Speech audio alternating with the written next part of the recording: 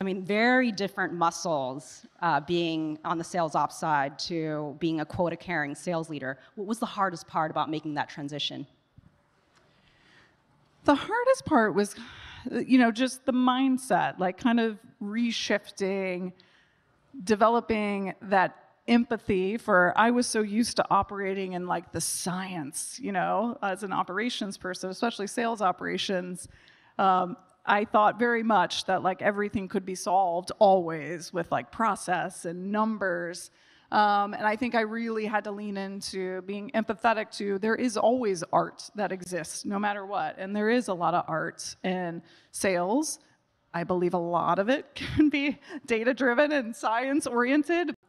I had to get out there and learn what it meant to be a quota carrier and kind of prove that I could understand that, since it was unique that I had not grown up in my career with that experience.